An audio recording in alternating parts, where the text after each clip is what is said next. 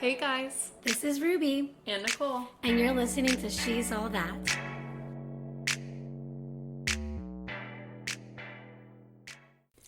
Hey you guys, welcome back. We are so excited that you guys are tuning in for our second episode. Today we are talking about something that's really personal and something that is really important to both Ruby and I, and that would be writing letters to our future husband and praying over him. So we are going to give you kind of our the way that we go about it, I guess, and then also we're going to give you some practical tips so that way you can get started today if you would like to. In the Bible, there's a Bible verse that talks about how we need to honor our husbands all the days of our life, not just when we marry him or when we get married or when we meet him. And so think about it right now during quarantine, like I'm sure he's struggling, if we don't know if he lost his job or if he's definitely an extrovert and he, does have human contact right now and he's struggling. But when you're praying over him, you're supporting him, even if you don't know him. And so that's one of the main reasons why we think that you should, because just like we are struggling or when we're thriving, we're praying about that. We just think we should also be doing that for our husband. Mm-hmm. So I'm just going to start by kind of talking a little bit about what it looks like to write your husband, your future husband letters, because I think that's kind of something a lot of people are like, it's a nice idea, but like, I don't really understand. So basically, I have just like a box and it's under my bed and it's really just full of letters. And so basically, I will write him a letter and I don't have like a big structure to this. Like, I have 4 times I kind of will write letters. So like one, for example, like I've thrown in graduation announcements. So when I graduated college, I threw that in there. When I'm going to graduate soon with my master's, I'm going to throw that in there. Another thing would be holiday cards. So for Christmas and Valentine's Day, I write all my friends cards every Christmas, every Valentine's. And so I just write him one too. And I put it in there. And then also just any big life events that kind of happen. So for example, with coronavirus, like that's a pretty big life event. I definitely have written my husband, my future husband, a letter about that. Or just like big things like trips that you're going on or jobs that you got or things like that. And then... Or things that you're learning about in your life and what God is teaching you too. You could be writing those down and to him. Absolutely. Yeah, that's a great one too. And then also, this is just something fun for me to do because I think it's going to be fun to look back on, is sometimes I'll write some like predictions about things that I think like my future husband will look like. Maybe like I don't know, that sounds silly, but just like different predictions. Like I think we're going to have 3 kids. I think we're going to be living in this city. And then I think it's just going to be fun to look back on and see the way that God really worked. Like my plan versus his, I guess. No, definitely. We also think that you should be praying over your future husband. The way that I do this is I have a prayer journal and I write down all my prayers to God. So, and this isn't just about my future husband. It could just be anything I'm going through. I've been writing about the podcast and to God about it. And so it's so fun to even just look back, like you said, and see how God has worked in my life, especially since I'm writing about my husband. And one of the things that I pray about him is just like non-negotiables and preferences. For example, one thing that I really hope I just hope that my husband is growing spiritually. I don't want someone who's just going to church and then goes and does his thing. I just hope that, he is being challenged and he's really working in some areas in his life to be a better person. And one of my preferences would be that he speaks Spanish. And if I went on a date with a guy and if he didn't spoke any Spanish, would I be turning him down? No, that's just a preference. It's not something that doesn't mean he's going to treat me less than or anything like that, versus a non-negotiable like growing spiritually or being more patient. I don't know. What do you think? No, I totally agree with you. I think I actually feel like there's maybe a little bit of controversy about the list because I think sometimes there's like a bad connotation with it. Mm-hmm. But for me personally, my list is like 10 things. Mine only has 10 things on it, and it's things that are just super important to me. Like, for example, I'm a talker. Like I really need to marry someone who's a good listener. So like that's one of my non-negotiables. Or like once again, growing in their faith, growing in their relationship with God is a non-negotiable for me. And I think that the list is really nice because I think for two purposes. I think it's such a beautiful thing when you can pray over like specific qualities, because there's times when I feel like we're just praying and you're like, well, what am I supposed to be praying about for my future husband? You know, but to be able to pray over a list is really nice. And then also, like you mentioned, when you go on dates, if you see a guy and it's like, oh, wow, he's not growing in his relationship with God. He's not a good listener. He's not financially stable. That's one of my non-negotiables. But, you know, it's like, okay, well, I don't know. I'm just like, I'm not going to go on a date with someone who doesn't have my non-negotiables. Whereas like, oh, he's 5'10". That's a preference that he's not 5'10", but like, that's a preference. That's something you can, and I don't think there's anything wrong with praying over preferences. Like, I have definitely prayed to God many times and said, Jesus, just bring me a 6 foot or taller man who doesn't play video games. And like, I've prayed for these like silly preferences. But I think just making sure that you know that those are things you're praying for, but they're not things that like you are going to rule someone out for. Yeah. And I think too, you know, I was first introduced to the idea of praying for my future husband when I was in 8th grade. My pastor's wife was the one that told me and just was telling me how important it is. And that's when I created my list. And of course, my list in high school is very different from my list now, you know? And so I think it's just really nice to have, you know, you have your standards and you know who you're looking for and what you deserve. You're not going to be settling. Now, this isn't a list of where it's like the end, you know? So if he doesn't have one of those qualities, it doesn't mean he's not going to be good for you. But it's just like a list for you to kind of be thinking about and praying for. And I believe that God will always provide and that just the desires on your heart. And if that's something that you really want and God knows that, I have no doubt he's not going to give it to you. I agree. And if I could just insert there about your preferences, I like many times have, which this is like so silly to say, but I all the time am like, you know, it's so hard to find like a really genuinely good guy who also is really attractive, you know? And then there's been so many times I'm like, God is not going to give me a husband that I'm not attracted to. Yeah. That will never happen. Like, God knows the desires of your heart. Like, he's not always going to give you what you think you want or what you think that you need. Like, he's going to give you what you need because he knows, not you. You know, like you think, oh, well, you know, I need someone that, I don't know, like has short hair. Like, that's so dumb. But, you know, something like that, right?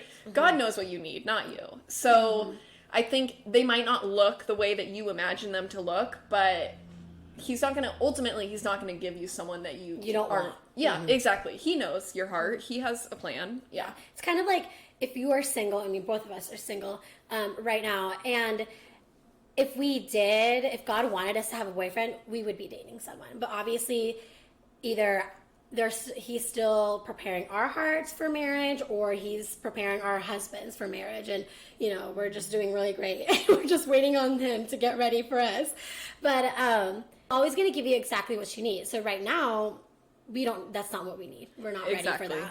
And this actually piggybacks perfectly into what I was going to talk about next, which is, you know, obviously you can be praying over your list of all of these qualities. Another thing that I oftentimes pray for is that God is putting him and yourself into different circumstances that are really preparing both of you for a marriage together.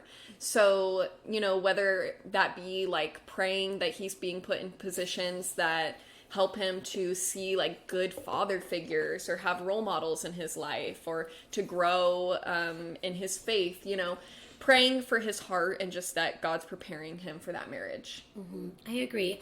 And, you know, I specifically have Bible verses in my journal where I pray over him. And the reason why I do this is because something personal about me, I did not grow up with a father figure.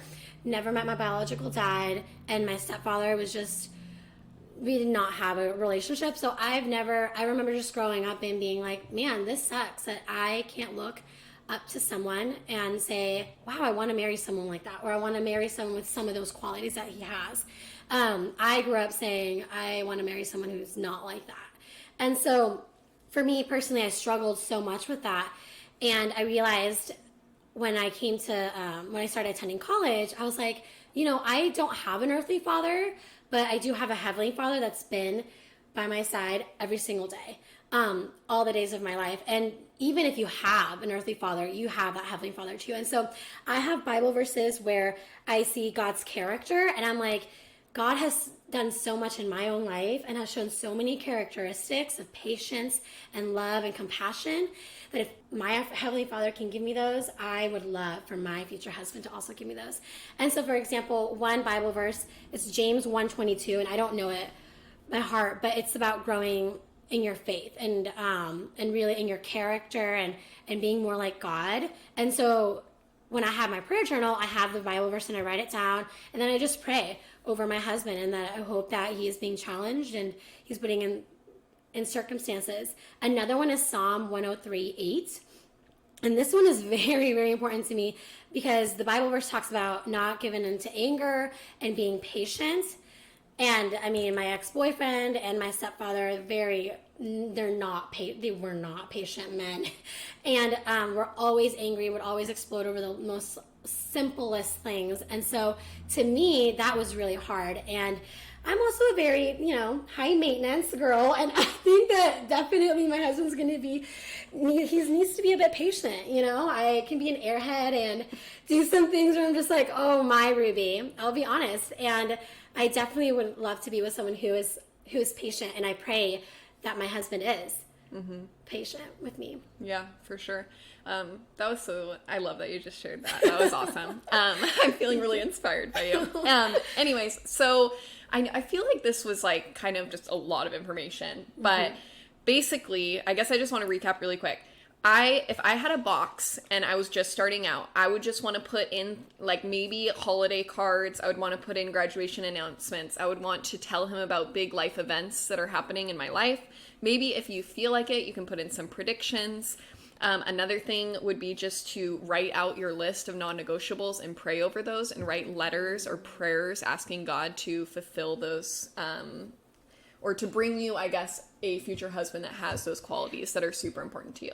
Yeah, and also just those qualities, you can't be so picky. I mean, if you can't give your partner those qualities, you can't be like, oh, I really hope that he is, I don't know. Okay, I have an example. Okay, good. If I put on my list that it's super important to me, and this is a non-negotiable, that my husband is financially stable, I'm not trying to sound rude at all right now, but if I'm still living at home and I'm not financially stable and I do not have my stuff together at all in the finance department, it's a little bit unfair of me to be praying for that, or not to be praying for it, but to be expecting that of someone else. Whatever I have on my list, it's because I'm also bringing that to the table.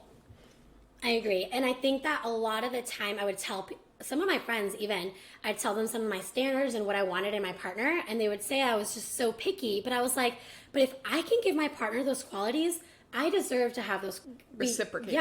Yeah, for sure. And so to me, I would always just be so insecure about it. I was like, oh, maybe I am being too picky. But then I was like, no, like I bring a lot to the table, and I just expect him to, to love me the same, kind of thing. And like, again, I feel like we're talking about this and we're like, our future husband is going to have this and this, and I'm praying over this. And once again, like, I have to remind myself this all the time. God will bring you what you need. Mm-hmm.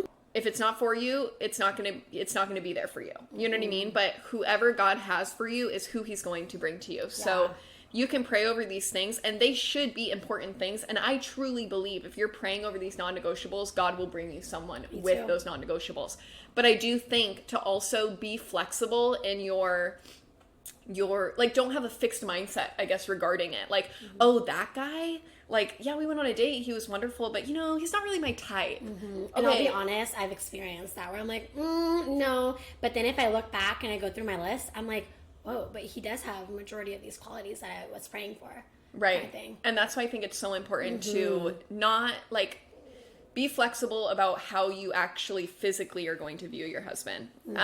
Another thing I just wanted to say really quick, if you're feeling a little bit lost, or you're just kind of like, okay, this is a lot of information and I still feel like I need a little more structure, there is a book called Prayers for My Future Husband. You can order it on Amazon. I think it's like $10. And the book. Yeah, it's Ruby and I both have it, and it basically is a way more structured version of kind of getting started in writing letters to your future husband within the book. So that would definitely be a purchase that I would recommend. Yeah, there's 30 different prayers, and some of them are like his walk with God, his relationships, protection. I think one of them is being financially stable, not being in debt, things like that. And it also just helps to pray for ourselves. So I've already been through the book, but I've read through the book so many times. But it also, I will look back and I'm like, wow, maybe I should pray about these qualities for myself. And so instead of saying, I hope that he's this, or I pray that he's this, I pray for him, and then I redo it and I say, I pray that I am, or that, kind of more directed to me, so I can also be praying more generally about my life too, and preparing myself for marriage or Absolutely. a relationship with him. And I think, like, the last thing I'll say about this is, like, marriage is such a beautiful thing. And truly, marriage is not two people, it's three, because it's you, it's your husband, and it's God. And I think that if you can be thinking, like, oh, it gives me goosebumps, and, like, it makes me emotional to think about, but if you think you are praying about your future husband before you've ever even met him, and how beautiful of a relationship is that going to be, that you were so committed to that person and you were so committed to praying about him before you'd even met him. Imagine how amazing your relationship will be if you continue to walk in that path and continue to grow together in your faith. I love it. No, I agree. Also, even if you're single or in a relationship, if you're already thinking about him and praying to God about him, you're already putting God the center of that relationship. And so if you're single or if you're dating and you're doing that already, it's going to be so much easier when you are married and putting God in the center. Because if you're not even thinking about God in the picture when you're single, it is going to be really difficult for you to put him in the center of your marriage. And it's not going to thrive if he's not in the middle. So I agree. Is there anything else you want to say before we wrap up? No, I think so. Ruby and I honestly were really nervous about this episode because it is something really personal, and it doesn't sound as personal now that I'm talking about it, but it really is. It's not something I share with a lot of people, and but we prayed before and we were like, God, just give us the guidance to really share and be bold, and I hope that this helps people, and I hope that you can take it and really, use it and implement it into your own life. I think it's amazing, and it's really helped me grow in my relationship with God. And I just think about my future husband that's out there that is growing right now, and his heart's being prepared for our future marriage, and it's super exciting. Yeah, I mean, we're already on his team, Exactly. So I really do love that. And I think that, I hope that you do start writing letters to either your future husband or writing prayers out to God about him, because you will realize how personal it is. You really do start to pour out your heart and your feelings and just how you feel about life or what you're going through. And sometimes I've cried writing them. And so it really is personal. And so I apologize that we can't really read you all these beautiful letters that we do, but make it your own. Yeah. And I also think, I'm sorry, we said we were wrapping up, but I just have one more thing to say. I also think, like, if you are listening for God's voice, you will hear him. And especially when you're talking to him so consistently, you're praying about something specific, you will see those qualities and you will see those highlighted so clearly in a man, because God will be showing you him, and he will just be putting a spotlight on those things that you've prayed about. I truly believe that. And so I think I'm just so emotional right now. Anyways, God is near. I think he's so near, and he's hearing you, and he's listening, and he's acting right now, whether you see it or not. He is acting. So, anyways, okay, that was awesome. Yeah. Thanks so much. Yeah, high five. Go us. Go our future husbands. Go you guys. Yes. I'm super excited. Yeah, so let us know if you are going to be writing your future husband, if you already do, or if this If was you helpful. just want more ideas or more, Absolutely. what to even write about, please feel free to find us. I've actually read some of my letters to friends just to give them an idea. So if you need any help, reach out to us. Okay, you guys, thanks so much for tuning in. Have a great day. See you next week. Bye.